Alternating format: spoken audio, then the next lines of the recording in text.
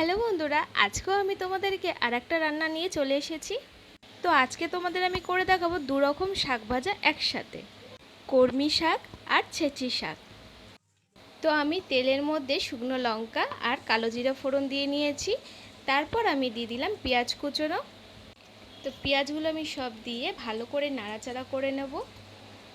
পেঁয়াজগুলো ভালো করে একটু ভেঙে ভেঙে ভেজে নিলাম। তো বেশ খানিকক্ষণ ভেজে নিতে হবে এরকম লাল লাল করে। তো এই দেখো ভালো করে ভাজা হয়ে গেছে। তারপর আমি ওর মধ্যে দিলাম কুচনো রসুন, তারপরে দিয়ে দিলাম কুচনো কাঁচা লঙ্কা। যে যতটা ঝাল পছন্দ করে ততটাই লঙ্কা কুচিয়ে দিতে পারো। তারপর এগুলো একটু ভালো করে ভেজে নিয়ে তার মধ্যে দিয়ে দিলাম আমি দু রকম শাক কাটা। তো এরকমভাবে কুচি কুচি করে আমি শাকগুলো কেটে নিয়েছি, দেখো কতটা ছোট ছোট করে কেটেছিলাম। আর এরপর আমি এগুলো মিক্সড করে ভালো করে আমি একটু ঢাকা দিয়ে নেব যাতে একটু মজে যায়।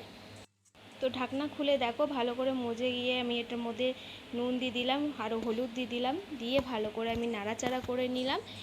তো খানিকক্ষণ ধরে নাড়াচাড়া করে এটাকে মিশিয়ে নিয়েছি। তো এরপর আমি দিয়ে দেবো একটু সামান্য চিনি। মিষ্টি যারা পছন্দ করো তারাই দেবে, আর যারা পছন্দ করো না তাদের দেওয়ার দরকার নেই।